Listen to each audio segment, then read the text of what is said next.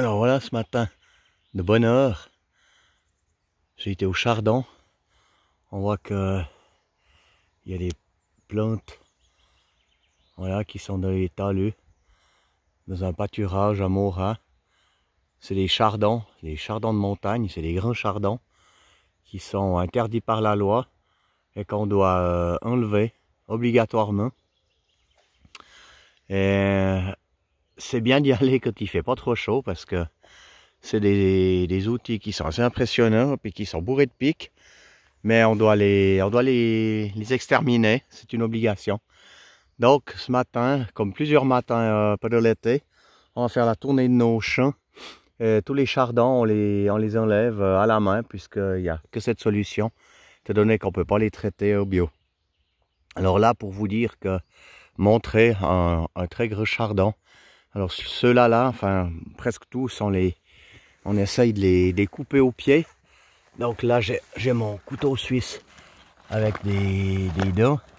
Et puis on va nettoyer un peu le pied comme ça, dégager le pied, qu'on puisse voir. Voilà, il est là au fond. Voilà. Et puis on va le scier. Il va me tomber dessus du coup parce que j'ai une main qui filme et puis l'autre main, normalement elle tient le chardon. Donc celui-là il va sûrement me tomber dessus. On va continuer à scier. On voit que c'est pas facile, c'est vraiment un tronc qui est très épais. Et puis qui est très dur, ça ressemble étrangement à un morceau de bois, à un bout de noisetier, quelque chose comme ça. Alors là il est scié plus ou moins, on va le basculer là.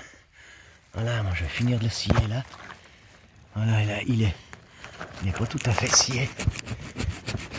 On va finir de le scier, voilà. Ça y est. Vous voyez donc que c'est un sacré mougnon de tronc à la grosseur de la bestiole. Hein? Donc c'est un sacré mougnon. Et puis maintenant, alors ça c'est vraiment, c'est fou ça, c'est vraiment des plus gros que j'ai coupé. Et puis là, alors là on a un petit cornet avec du sel. Et puis voilà, ça prend un peu de temps. Hein.